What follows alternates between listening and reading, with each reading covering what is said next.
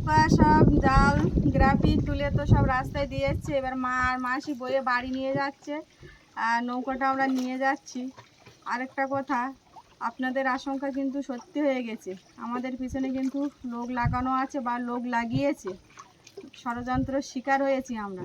নমস্কার, সুন্দরবন ফিশিং চ্যানেলে আরও একটি নতুন পর্বে সবাইকে স্বাগত জানাই। বন্ধুরা, এবার কি করব বুঝতে পারছি না। চারিদিক থেকে কিন্তু সপ্তরথীতে ঘিরে ফেলেছে, চারিদিকে শুধু বিপদ আর বিপদ। বর্ষার বাবা দুপুরবেলা নদীতে এসেছিল জাল দেওয়ার জন্য। আজকের কিন্তু আবার একটা সেই বড় ফাইবার জালটা চুরি করে নিয়ে গেছে। গতকাল ভিডিওতে আপনাদের বলেছিলাম যে 3 আঙুল ফাঁসের সেই নতুন জালটা চুরি হয়ে গেছে। আবার আজকের এই দুপুরবেলা বড় ফাইবার জালটা চুরি করে নিয়েছে। এবার সে লোক তো আর নদীতে জাল দিল না, বাড়ির সবার ডেকে নিয়েছে। এই যে বর্ষা, আমি, মা ওই যে রাস্তার ওপরে আছে, সবাই এসছে এখন নদীর ধারে। এখন ভাবছি জাল গ্রাফি সব তুলে রাখবো, রেখে কে করেছে কেন করছে। এখন গ্রামে তো লোকজন আছে, সবাইকে নিয়ে একটু বসাবসি করব, তারপর নদীর থেকে মাছ ধরার ভিডিও আপনাদের দেখাতে পারবো। আমরা তো চুরি করে খাচ্ছি না, গতরে খেটে খাচ্ছি। বর্ষার বাবা তো একাই জাল দিয়ে যায় নদীতে, আর আমি সকালবেলা আসি, দুজন মিলে জাল তুলে নিয়ে যাই। যা মাছ করে যখন বিক্রি করার মতন হয় তখন বিক্রি করি, আর খাওয়া দাওয়া করি সঙ্গে। যাই, ওতে 2 টাকা হয়, আবার আপনাদের মাছ ধরার ভিডিও দেখাতে পারি, ভিডিওটাও হয়। এবার মানুষ যে এত ক্ষতি করবে এটা জানা ছিল না। মানুষ তো না, বনের পশুরাও কিন্তু এরকম ব্যবহার করে না মানুষের সাথে। তো মানুষ বলে আর তাকে মানবো না, পশুই বলছি যে নিয়েছে। এখন ভাবছি যে জাল গ্রাফি সব তুলে বাড়ি নিয়ে যাব, নিয়ে বাবাদের নৌকাটা বাবাদের ঘাটে দিয়ে আসবো। কারণ নৌকা যদি খুলে দেয় তবে তো নদী কোথায় চলে যাবে বলতে পারবো না। মানে এরকম শত্রু লেগেছে, করবে না, এর কোনো মানা আছে নাকি? তো এখন সব গ্রাফি তুলবো, জাল তুলবো, তুলে ঘাটে নৌকা দিয়ে আসবো। বিষয়টা হচ্ছে, গত ভিডিওতে তো আপনাদের দেখিয়েছিলাম যে একটা 3 আঙুলের যে নতুন জাল করেছিলাম 2 কেজি ওজনের, মানে প্রায় 200-250 ফুটের মতো লম্বায় ছিল। জালটায় ভালো মাছ হচ্ছিল। এখন ওটা তো নিল গেল, এবার অতটা খোঁজাখুঁজি আর কোথায় করবো, কী করবো, বাদ দিলাম। এবার আজকে আমি নদীতে জাল পাতবো বলে এসেছিলাম, এসে নৌকা ঘাটে এসেছি। এবার ওই আগের দিন জাল দেওয়ার পরে মানে বড় ফাইবার জালও দিয়েছিলাম, সেটা হয়তো আপনাদের ভিডিওতে দেখানো হয়নি, মাছ পড়েনি বলে, মাছ বাঁধেনি বলে। এবার সেই জালটা তুলে নিয়ে এখানে, যেখানে আমাদের এই মানে ক্যামেরার পিছনে এখানে একটা উঁচু জায়গা আছে, এখানে গ্রাফি জাল আমরা সব রাখি। এবার কালকের আগের দিন দুপুরবেলা রেখে যাচ্ছি শুধু মধ্যেখানে কালকের দিনটা, আর আজকে আমি আসছি, এসে সেই ফাইবার জাল যেটা প্রায় 250 ফুট 300 ফুটের কাছাকাছি লম্বা, মানে ওই জালটা প্রায় ওর আনুমানিক মূল্য 4,500 থেকে 5,000 টাকা। তার উপরে একটা জাল ফিটিংয়ের কিন্তু একটা বড় টাইমের ব্যাপার আছে, একটা কষ্টের ব্যাপার আছে। সেগুলো যদি মজুরি দিয়ে করা হয় মানে সে আরও গল্প। এবার মানুষ আমি বলবো না, মানুষ হলে তো এরকম কাজ করতে পারে না। মানে জঙ্গলের পশুগুলোর থেকেও নিচেই নেমে গেছে। পশুরাও ভালো, তাদের জাত ধর্ম আছে। তা ভাবছে যে এইভাবে আমাকে একের পর এক ক্ষতি করে আমার কাজ কর্ম সব কেড়ে নেবে, এ করে নেবে। তার দেশে তো আইন কানুন আছে, গ্রামের মানুষ আছে। ওই জন্য সিদ্ধান্ত নিয়েছি যে এর একটা বিহিত একটা ব্যবস্থা হবে, আইন দ্বারস্থ হব, হয়ে তারপরে আবার আমরা মাছ ধরার ভিডিও আপনাদের দেখাবো বা আমরা মাছ ধরবো। এখন এই সিদ্ধান্ত নিয়েছি, আলোচনাও কয়েকজনের সাথে করেছি। এখন সেই মতো আমরা ওই সিদ্ধান্তটাই নিয়েছি যে একের পর কত জাল ফিটিং করব। ওদিন গেল 2,000 টাকার, এদিন গেল 5,000 টাকা, তাহলে আবার জাল ফিটিং করব। এরপর দিন একটা গ্রাফি হয়তো নিয়ে পালালো বা নদীতে ফেলে দিল। তা হিংসা, কতটা হিংসা করতে করতে মানুষ নিচে নেমে গেলে এই রকম রুজি রোজগারে হাত দেয়। চুরি ডাকাতি করে তো খাচ্ছি না, নদীতে মাছ ধরছি, দুটো খাচ্ছি, বিক্রি করছি, তার ভিতর দিয়ে আমাদের কর্ম যেটা ভিডিও চ্যানেল চালানো সেটা করছি। সেটাও কিছু মানুষের সহ্য হচ্ছে না। এখানে কিন্তু নদীর চরে আমাদের এখানে কম বেশি অনেকেই সবাই মাছ ধরে, আরও নৌকা জাল দড়া সব এখান থেকে নদীর চর দিয়ে আছে, কারো কিছু হচ্ছে না, সব হচ্ছে আমার বলে। তা কেন হচ্ছে, কী হচ্ছে সেটা তো জানতে হবে, একটু ছেড়ে দিলে তো হবে না। এই জন্যে সিদ্ধান্ত এটাই নিয়েছি, ওই জন্য সবাইকে ডাকলাম, জিনিসপত্র সব তুলবো নৌকা থেকে এখন। আর আপনারাও বলবেন, একটু পরামর্শ দেবেন যে কি করা যায়। আমরা তো আমাদের মতো মানে চিন্তাভাবনা নিয়ে এগুচ্ছি, গ্রামের মানুষদের নিয়ে। তারপরে আইন আদালতে বা কী বলছে, এর কী বিচার আছে। এই মানে 2026 সালে এসে যদি এখনও চোর দস্যুদের ভয়তে চলতে হয়, নিজের আয় ইনকাম বন্ধ করে দেয় চোর দস্যুরা, সেটা তো মেনে নেওয়া যাবে না। এখন এই পরিস্থিতি, আপনারা বলবেন, সবাই একটু কমেন্ট করবেন এবং বেশি বেশি করে ভিডিওটা শেয়ার করবেন, যেন সমস্ত মানুষের কাছে এই ভিডিওটা চলে যায়। এইটুকুই অনুরোধ, আর কিছু বলার নেই আমার। মানে এর উপরে আর কষ্টের কথা আর কি বলবো, আমার বেশি আমি কিছু বলতে পারছি না। একটা জাল ফিটিং করতে গেলে যে কতদিন লাগে, কত কষ্ট লাগে, পয়সা যা গেল। বাড়িতে এখনও অনেকগুলো জাল কিনে আনা, আপনারা তো দেখেছেন, সেগুলো কিন্তু এখনও ফিটিং করে উঠতে পারিনি। এবার আমার মোটামুটি আর আমার গায়ে শক্তি আসছে না, ইচ্ছা নেই যে নদীতে যাই, মাছ ধরতে যাই, জাল দিই। ওই জন্য নৌকা এখন আপাতত মানে বর্ষার মামার বাড়ির নৌকা ওদের ঘাটেই দিয়ে আসছি। তো বৈশাখ বলার নেই, এখান থেকে খুলে নদীতে ভাসিয়ে দিতেও পারে। তা হিংসা দিয়ে তো হিংসা জয় করা যাবে না। দেখা যাচ্ছে আমি পাল্টা যদি সেই কাজ করি, সেটা তো মানুষই কাজ হবে না। উপরে তো একজন আছে, উপরওয়ালা, তার শাস্তি কিন্তু দেবেই, এবং এখানে দেবে, সবাই আমরা দেখব, এবং সেদিন আপনাদেরও জানাবো যে এই অন্যায়গুলো করছে সেই শাস্তি পেয়েছে। সেটা আপনারাও আশা করি ঈশ্বর সেদিনও খুব তাড়াতাড়ির ভিতরে দেবে।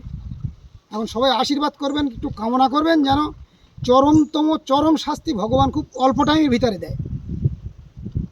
এটাই সকলের কাছে আমার অনুরোধ।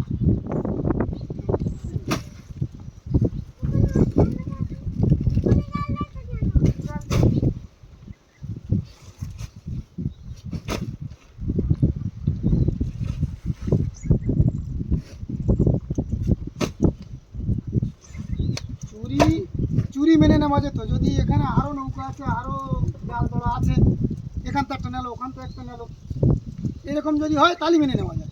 টোটালি একজনের ওপরে চুরি করা হচ্ছে, মানে পুরো টার্গেট করে করছে। তা জঙ্গলে যদি যায়, আর কি বলবো, জঙ্গলে আছে তার জন্য এই কাজ যে করেছে, সে যদি জঙ্গলে যায় ফিরে আসবে। এগুলো মনের কষ্টে বলতে হচ্ছে, এরকম কথা মানুষ বলে না, তবু কষ্টে বলছি, কষ্টে। ধরো, এই কাজ করে জঙ্গলে গেলে তার জঙ্গল তো ফিরে আসা হবে।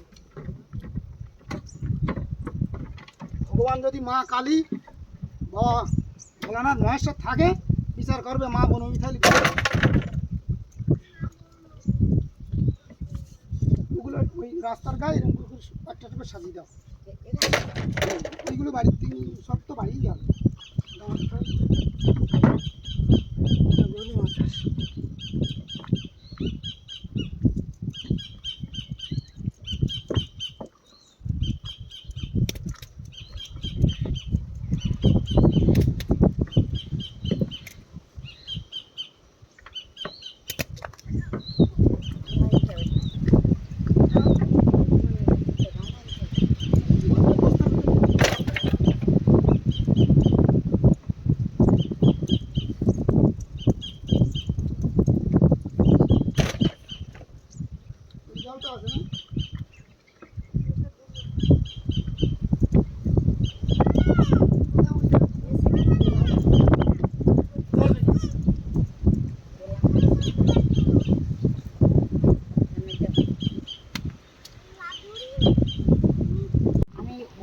যেখান থেকে নৌকা ব্যবহার করছে তখন কোনো ক্ষতি করিনি। এবছর ঘুরে এই আগে একখানা জাল চুরি করলো, আবার এই একখানা জাল আগে 2000 টাকার জাল।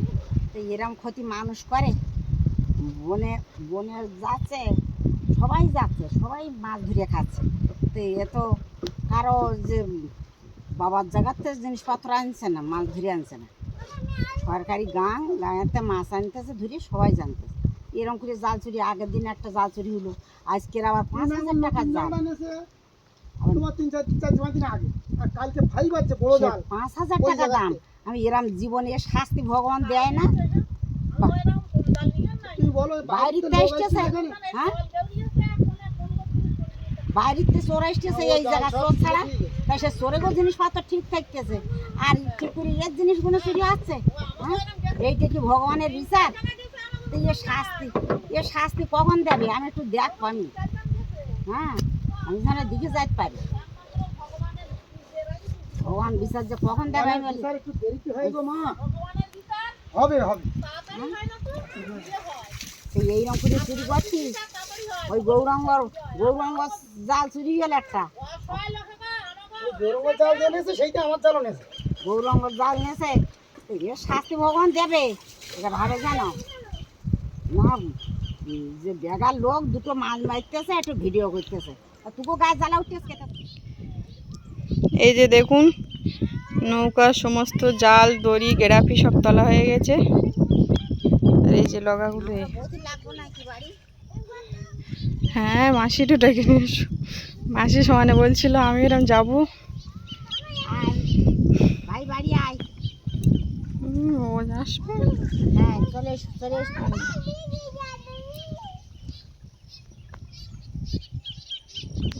নৌকা সব জাল গ্রাফি তুলে তো সব রাস্তায় দিয়ে যাচ্ছে। এবার মা আর মাসি বয়ে বাড়ি নিয়ে যাচ্ছে আর নৌকাটা আমরা নিয়ে যাচ্ছি। আরেকটা কথা, আপনাদের আশঙ্কা কিন্তু সত্যি হয়ে গেছে। আমাদের পিছনে কিন্তু লোক লাগানো আছে বা লোক লাগিয়েছে, ষড়যন্ত্র শিকার হয়েছি আমরা। একজন ভদ্রমহিলা ফোন করে বলছে যে তোমাদের দর্শক আমি অনেক দিন ধরে ভিডিও দেখি, বা তোমাদের কি হয়েছে এখন, এ ভিডিও এ কমেন্ট দেখছি, ও ভিডিও কমেন্ট, তোমাদের মধ্যে কি হয়েছে সব মানে ভালো ভালাই করে সব কথা, পারিবারিক কথা সব জানতে চেয়েছে। এবার বর্ষার বাপের বাড়ির থেকে সেই ঘর পূজার দিন তো চলে এসেছিলাম, এবার একটু সেই মুহূর্তে একটু রাগারাগি ছিলাম, রাগের ভিতরে যে এরকম একটা ব্যাপার। তো সেই কারণেই কিন্তু বর্ষার বাবা মানে টাইমটা বেছে নিয়েছিল যে এই মুহূর্তে ওরা একটা মান অভিমান রাগ দেশের ভিতরে আছে, তাহলে এই সময় যদি হেমেনের কাছে একটু ভালো করে একটু ভালো ভালাই করে শ্বশুরবাড়ির সম্বন্ধে ভিতরের ইন্টারনাল কথা যদি কিছু জানা যায়, ও কিন্তু ক্ষোভের বসে কিন্তু অনেক কথা বলবে। এবার সেসব কথা এই পর্যন্ত কারোর সাথে কিছু বলিনি। আর কথাগুলো যেগুলো বলেছি সেগুলো কোনো মিথ্যা কথা না, সত্যি কথা। তবে কি অনেক সত্যি কথা কিন্তু শুনতে খারাপ লাগে। এবার মানে লোক ধরিয়ে ফোন করিয়ে সেইগুলো টোটালি সব রেকর্ডিং করিয়েছে সেই কথাগুলো। মানে ওই ভদ্র মহিলা আমাদের দর্শক এটা ওটা এরকম পরিচয় দিয়ে খুব ভালো যে তোমাদের কি হয়েছে, কী নিয়ে সমস্যা হচ্ছে, কমেন্টে এত লোকজন বিভিন্ন রকম ওদের লিখছে, তোমাদের লিখছে কি হয়েছে, এবার কে কোথায় থাকে, কে কি করে। এবার আমি কম বেশি বলেছি সবার বিষয়ে, কম বেশি বলেই কিন্তু ফেঁসে গেছি বলতে কিচ্ছু না, কারণ মিথ্যা কথা কিচ্ছু বলিনি, সত্যি কথাগুলোই বলেছি। তবে সত্যি কথাগুলো একটু শুনলে খারাপ লাগবে। এবার রেকর্ডিংটা করানোর পরে আবার লোক দিয়ে মানে সেই মহিলার কাছ থেকে রেকর্ডিং চলে যাচ্ছে অন্য একজনের কাছে গিয়ে, সেই ব্যক্তি কি বলেছে ফোন করে, মধুমিতা ফোনটা ধরেছিল, মধুমিতার কাছে ছিল ফোন, আমি কাজ করছিলাম। এবার মধুমিতা বলুন। আর ফোন করে বলছে তোরা আমাদের নামে এরকম বলেছিস কেন, হেমেন বলেছে কেন, আমি বলছি কী, তো বলছে একটা রেকর্ডিং পাঠিয়ে দিচ্ছি শোন। এবার শুনলাম কথাগুলো কিন্তু মিথ্যা বলেনি। এবার সেই কথার উপরে নিয়ে তো বলছে না আর ওই এমনি তোমার সাথে কথা বলার সাথে তো তোমার সাথে দুর্ব্যবহারগুলো বলো। হ্যাঁ বলছে, এবার কথা তো বলছে, এবার বলছে বাবা মার মুখ দেখতে দেবো না, বাবা মার ভিটে উঠতে দেবো না। তারপর পাশ থেকে তো বিশাল গালি গালাজ, মুখ খারাপ, বিশাল খিস্তি। সবাই এক জায়গায় বসে আমাদের বিরুদ্ধে ভিডিও করবে। দিদি আমরা সবাই বসবো, বসে ভিডিও বানাবো, কে কী করছে সব বলবো, এরকম বলছে আর কি। থানায় যাবো, গ্রামের লোকজন নিয়ে বসবো, এরকম বলছে। মানে যত রকম ধুমকি দেওয়া যায় দিচ্ছে, তারপরেও মোটামুটি আমরা তাতে ভয় পাইনি, কারণ আমরা কোনো মিথ্যার পথে আমরা নেই, এখনও বলছি কোনো মিথ্যার আশ্রয় নিয়ে আমরা চলছি। যে রেকর্ডিংটা আছে দরকার হয় আমি আনবো আপনাদের সামনে, আমরা আনবো, আপনাদের শোনাবো যে আমি ওখানে কোনো আমার কোনো অন্যায় আছে কি না, আর কোন কোর্ট কোন আদালতে ওই রেকর্ডিংয়ের উপরে আমাকে দোষী সাব্যস্ত করে সেটাও আমি দেখব, কারণ ওগুলো আমার কথা তো না, এগুলো সব হিসাবের কথা, সবাই জানে কম বেশি। এবার সত্যি কথা সব আবার বলছে বিয়ের পরে বাপের বাড়ি উঠে থাকি, সব খেয়ে নিচ্ছি সব আমরা। খেয়ে নিচ্ছি। এবার তা মনে হয় আমার শ্বশুর বাড়িতে আর কি খাওয়ার অভাব খুব, তাই বাপের বাড়ি উঠে থাকি, খেয়ে ফেলছি সব। খাওয়া দাওয়াটা যদি আমরা কন্ট্রোল করতাম, আমার মা বাবা কন্ট্রোল করতো, তাহলে অন্তত এরকম শহরের বুকে আমাদের এরকম 2-5 তলা একটা বিল্ডিং থাকতো। খাওয়া পড়া যদি আমাদের একটু চেপে রাখতো যদি আমাদের, সেটা কোনোদিন আপাতত অভাব দিইনি বাবা মা। কি আর বলবো, এখন তোমার চারিদিক দিয়ে মোটামুটি গভীর ষড়যন্ত্র। অনেকেই তো আমাদের প্রতি মুহূর্তে আমাদের কিন্তু অনেকে সাবধান করে দেয় যে তোমরা একটু হিসেবের ভিতর থাকো। এবার এইসব চ্যানেল ফ্যানেল চলে যাওয়া, এবার এইবার তো প্রশ্ন উঠছে হিসেবে, মানে প্রশ্ন মনের ভিতরে তৈরি হচ্ছে।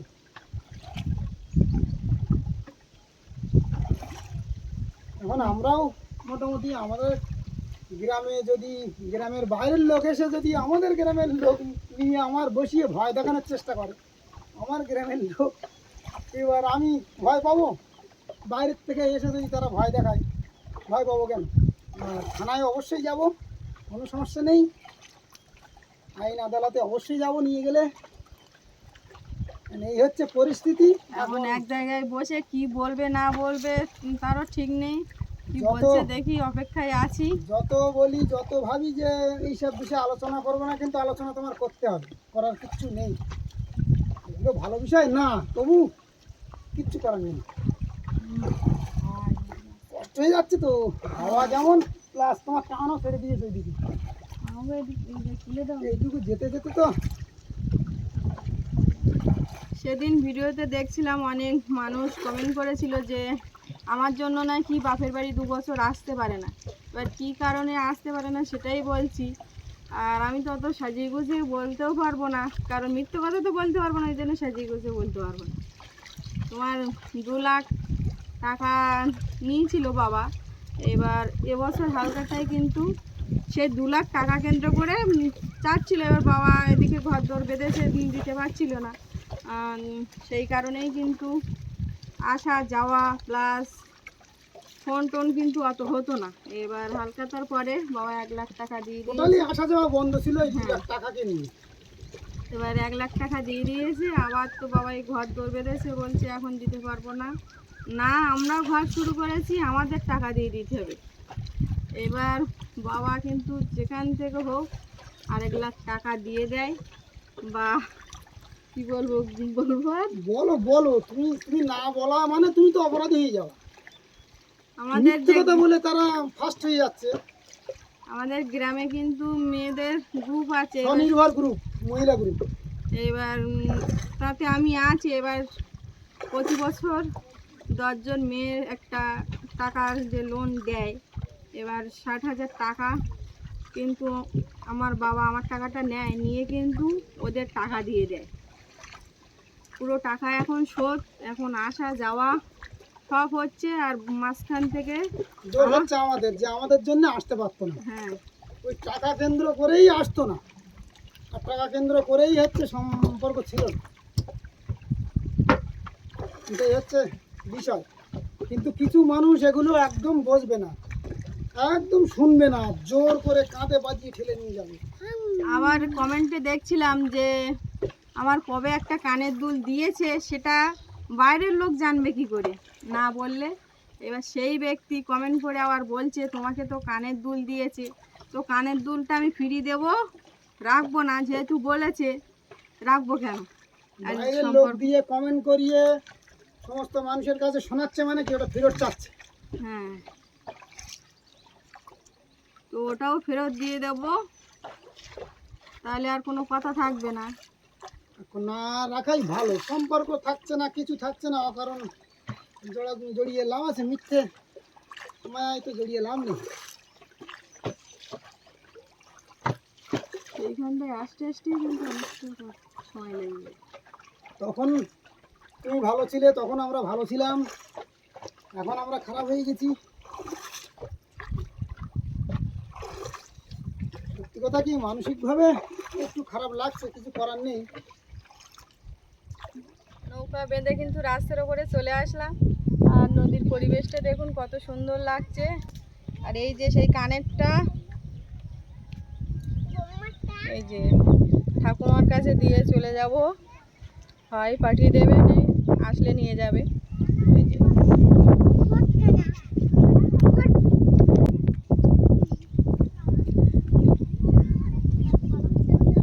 আর আজকের এই পর্বটি এখানেই শেষ করছি। পর্বটি কেমন লাগলো অবশ্যই কমেন্টে জানাবেন। যদি ভালো লেগে থাকে লাইক শেয়ার করবেন। আর এখনও যারা আমাদের চ্যানেলটি সাবস্ক্রাইব করেন প্লিজ চ্যানেলটি সাবস্ক্রাইব করে আমাদের পাশে থাকবেন। আপনারা সবাই ভালো থাকবেন, সুস্থ থাকবেন। দেখা হচ্ছে আগামী পর্বে। চলো।